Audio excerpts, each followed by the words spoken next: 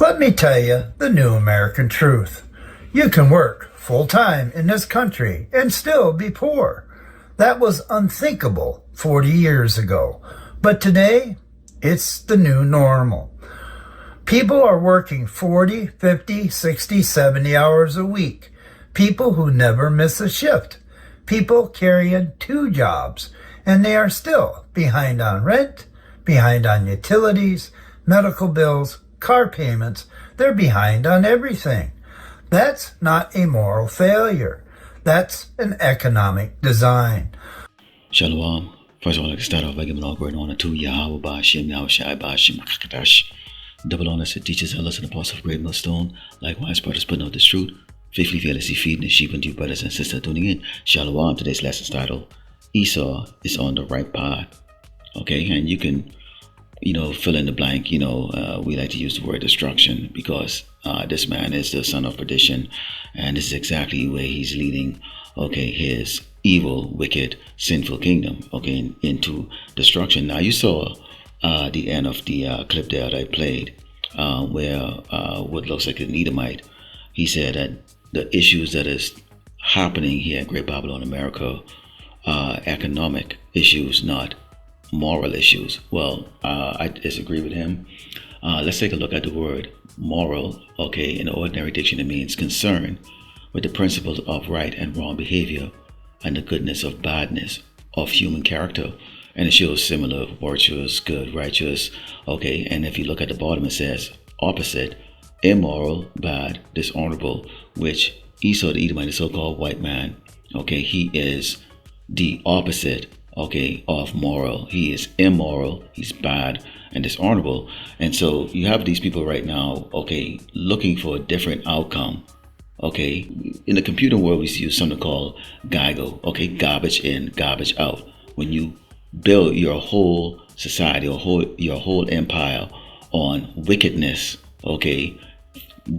being dishonorable, thievery, murder, rape, pillaging, then what can you expect to come out of it? And because these Edomites, refuse to take responsibility or refuse, to embrace the fact that they are the wicked that the Lord Yahweh has created, they're looking for a way out. They're looking for an answer, that has already been given to them from the prophets. Let's go into the book of Psalms 140 and start verse 1, because why would this man focus on making the lives of the inhabitants of Great Babylon good or enjoyable when his whole focus has been on the destruction of the children of Israel? This is Psalms 140, Psalm verse 1, and it reads, to the chief musician, a psalm of David. Deliver me, O Lord, Yahweh Shai, from the evil man. Preserve me from the violent man. And that's all Esau has proven and shown himself to be on this earth. A very evil and violent man. So this is what they're focusing on, which imagine mischief in their heart. Continually are they gathered together for war. They have sharpened their tongues like a serpent, adders poisonous under their lips. Selah. Keep me, O Lord, Yahweh Shai, from the hands of the wicked. Preserve me from the violent man who have proposed to overthrow my going. So, Jakes who are in the world, you can read about it historically. You could even talk about Wall Street, so-called Black Wall Street, where if you try it their way, put on the suit and tie and try to operate in their manner, they get jealous and they turn around and they say, no, we can't have that. They destroy what you have. If you are like us, who are the servants of Yahweh Ba'ashem Shai, the Mashiach, going on the highway and the byway and pointing out, the wickedness of this man, they're looking to overthrow that by raising up false prophet, using enticing means, to pull brothers out of the truth, to cast that doubt. So this man is always in that operation, of trying to make sure he eradicate anyone that is a threat to his continuity of wicked rulership. It reads, the proud have hid a snare for me and cords.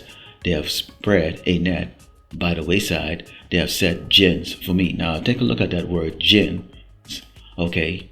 And in biblical term, it means, in the Bible, jinn from Old English means a trap, snare, or a noose, typically for catching birds or animals, using a spring and net, but also used figuratively for plots, temptation, or the downfall caused by sin. So anytime you try to follow the ways of these Edomites, okay, you most likely are going to be committing sin. Okay, for example, how many Jakes right now celebrating Christmas? They're preparing themselves right now for New Year celebration, okay, which we've been told not to partake in the ways of the heathens.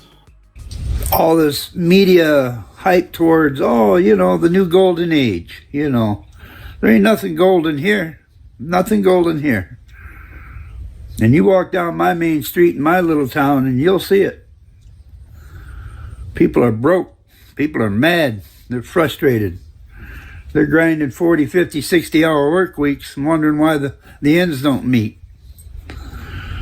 And I've tried to explain why some of this is happening. And I think I've gotten the message out to some people, yes. But I think maybe you needed to hear this today. When is enough is enough. Okay, it always leads to destruction, which is the reason why you're seeing right now people screaming and crying, well, I don't have enough money for this and that. Well, think of it all the time that you bought gifts, okay, that people just throw in the closet or throw aside. You've gone to these expensive dinners, okay, all these things you're trying to do to maintain your position in the society that doesn't give two craps about you. Okay, those are snare that the so-called white man Esau has set up. Those are jinns. Okay, let's go to Jeremiah 49 verse 9. It reads, if grape gatherers come to thee, would they not leave some gleaning grapes? If thieves by night, they will destroy till they have enough? No. Okay, because when you take a look at Esau, the Edomite, so-called white man, he has a stigma, okay, of being greedy and possessive and extremely wicked. So this is his nature. Okay, you go into Isaiah 19 and start verse 1, and you got to keep in mind for those that just you can look at it. Look at what's happening right now.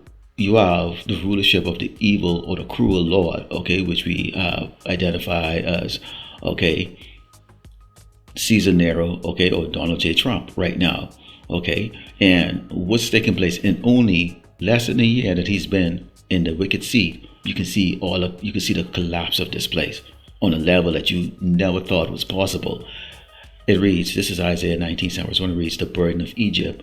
Behold, the Lord Yahweh shall ride upon a swift cloud, and shall come into Egypt, and the idols of Egypt shall be moved at his presence, and the heart of Egypt shall melt in the midst of it. So this is heart melting. When you see people sitting down in a rocking chair or sitting down outside their porch and scratching their head and wondering what's going on with this, they start thinking about the policies of the previous president, and if they didn't allow immigrants to come across the border, and if this president didn't do this and that. It's like, no, you just don't see it, do you?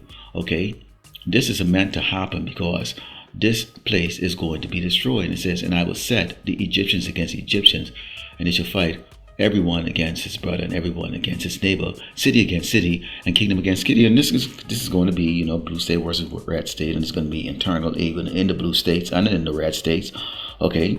Because when you go into Deuteronomy 28 and 54, which is the curses on us, keep in mind, pursuant to Deuteronomy 30 and 7, these curses are going to come on all you people, okay? But especially when you look at the brotherhood part of it amongst these Edomites, you can only look into Deuteronomy 28 and 54 where it says, so that the man that is tender among you and very delicate, his eyes should be evil towards his brother and towards his wife of his bosom and towards the remnant of his children, which he shall leave. Okay, these Edomites are not taking care of their own, okay? They're not taking care of their own. You seen the white woman going against the so-called white man. You seen the so-called white man going against each other. You see the children at an all-time in demonic state among these Edomites, okay? It says, and the spirit of Egypt shall fail in the midst thereof, and I will destroy the counsel thereof, and they shall seek to the idols and to the charmers, and to them that have familiar spirits, and to the wizards. So they're always going to go back and look back in the past at that. They're never going to look and go, this is a judgment from the Lord Yahweh Shai. Okay, we see everything that's taking place is coming from the Lord Yahweh Shai. This is a judgment.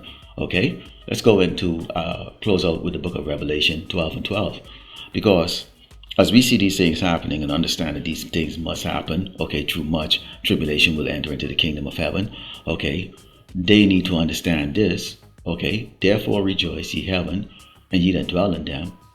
Woe to the inhabitants of the earth and of the sea, for the devil is come down unto you, having great wrath, because he knoweth that he hath but a short time.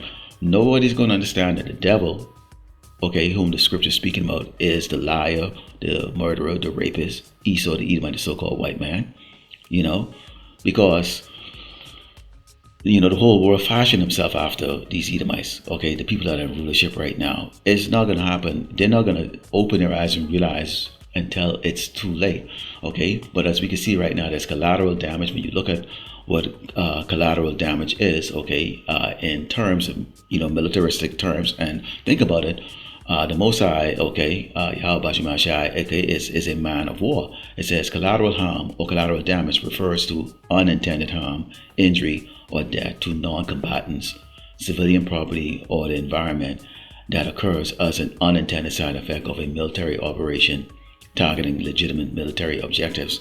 Okay, now stop right there, because this is war. Okay, you have Esau pursuing it. Genesis 27:41 said that he's going to try to slay the children of Israel. Okay, in the future. Okay, which our future is right now. But there's collateral damage. All these policies that he's making, okay, all these laws, these rules, all these ops that he's doing right now, okay, who's being impacted? The children of Israel, yes, we suffer, but his own people and all the other tribes of the earth are also collateral damage, okay, for this man's wickedness. So you're right. Esau is on the right path to his destruction. Lord willing, to that goes the Father goes by giving all glory and honor to Yahweh Ba'ashem, Yahweh Shai Ba'ashem, Rakakadash, Shalom.